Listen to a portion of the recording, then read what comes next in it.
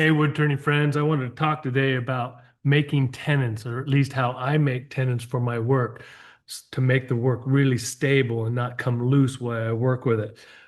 Typically, when you buy a chuck, they come with jaws, small jaws like this. If you're going to make work anything larger than 9 to 10 inches, you're going to need to upgrade your jaws. That's just all there is to it. This will not hold a large faceplate work like 8 to 10 inches in diameter. So be sure to upgrade the jaws of your chuck. This particular chuck, a Vicmark chuck, will have probably 4 or 5 different larger jaws that fit onto this chuck. So not a huge investment. Anyway, when I chuck up any work, whether it's a bowl or a hollow form, I always oversize the tenon. The tenon you're looking at here, this is a 10-inch bowl, and this tenon here is about 5 inches. And I would go with 40 to 50%, and that's a good secure hole. And of course, there's other things going here on the tenon that are important. This area here, that flat surface, is going to meet the face of the chuck there. And if it doesn't meet the face, you've got a failure. So whatever you do, cut those tenons cleanly and make sure that face hits the chuck. Something to think about. And there's never an exception. If you have a gap there, you're going to have a failure. So other things to think about here. Since this is such a large tenon, this particular bowl here being 10 inches in diameter, I think about the thirds rule. So whatever the diameter of the work, this is for utility work, say it's 10 inches, I want 1/3 of that to be base and 1/3 of that to be height. That's a good scaled measurement for a bowl. You can certainly make taller and shorter pieces. That's your prerogative. I'm just saying that that's kind of where scale fits.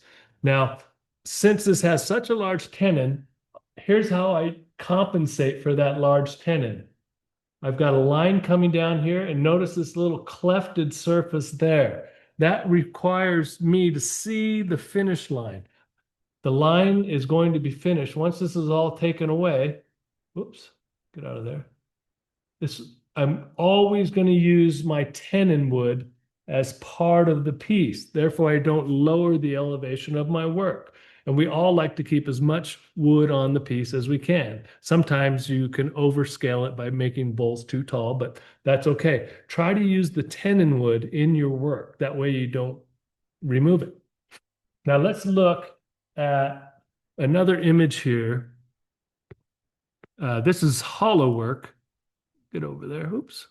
So this is a hollow form, a large hollow form, about 11 inches in diameter. And again, you're going to be hollowing the wood out of the inside of this piece. It really puts a lot of torque on the tenon. So what did I do in this case? I put a large tenon on it. But in this particular design on a hollow form, I really like my bases to be small because it makes the work look lighter and more elegant.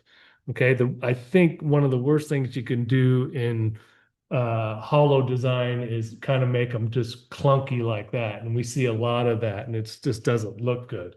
Unless there's a purpose for it, probably shouldn't do it. So, oops, let's clean that off. Um, Again, this is a hollow form, and like I said, you're going to be removing the inside there. It takes a lot of torque on the tenon. So the tenon here, I've got this nice uh, voluptuous curve, very simple, elegant curve, and then again, you see my little clefted surface there. But the finished piece is going to be much smaller in the base. Okay, and that little clefted surface allows me to hollow to the actual curve that's in the piece as compared to not leaving that curve like that and just making it solid like that. You're going to have to remove that section later, and your hollow form is going to have a little iffy wall thicknesses. So the way I've got it set up here can really help you design and hollow to the actual finished piece. Let's look at one close-up picture of this same piece here. Let's get out of there. Come on. There we go. There's the close-up version of that. Again, take a quick look at that. You've got your curve. You can actually see the tenon material in this piece. It's going to drop out right through there. So try to use all that tenon wood in your design. Anyway, we can really get in the weeds over how to chuck things up and the types of chucks, recesses, all that. I don't want to do that. This is just how I do it. Hope that helps.